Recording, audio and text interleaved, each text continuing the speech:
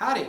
Welcome to the third annual Columbia Food and Wine Festival. I'm Mike Wine Guy, a local wine lover and also somebody who has a little podcast called Ride Between the Wines. Check me out. Obviously this year's festival is going to be a little bit different.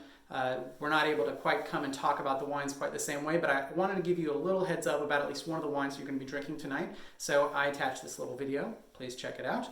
Otherwise, have an amazing time tonight, and if there's anything that you love, please fill it out on that sheet. Be sure to give the sheet to a server so that you can grab your wines from the gourmet shop next week. Here goes. So you guys are enjoying the delicious, very refreshing Saint Clair Sauvignon Blanc from New Zealand right now. I would tell you all about it, but instead, how about we let Hamish Clark, the actual winemaker, tell you a little bit about the wine itself and the background of this winery. So, enjoy. Hi, my name is Hamish Clark. I'm the senior winemaker of Saint Clair Family Estate in Marlborough, New Zealand. I'd like to take you through a little bit of the story of Saint Clair, the label design, and also introduce the owners, Neil and Judy Ibbotson, the founders of Saint Clair. Neil and Judy established their very first vineyard in Marlborough in 1978. To put a little context to that, 1974 is when the first commercial plantings of Sauvignon Blanc were planted in Marlborough, so they've been involved for a very long time.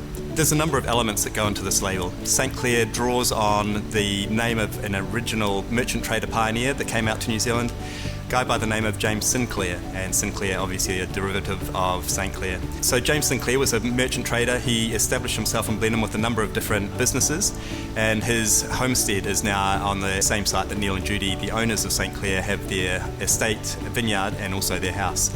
The halo draws from very early label design that Tony Ibbotson, the son of Neil and Judy, who's still involved in the business as a graphic designer.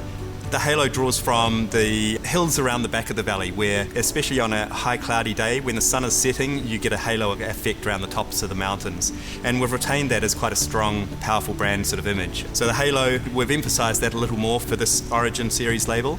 The lines in the label, as you'll see, these pay tribute to all the vineyard sites that we draw this Origin wine predominantly from the Dillons Point area.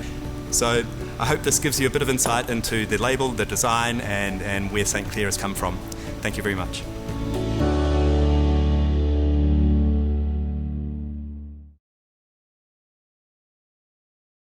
Cheers!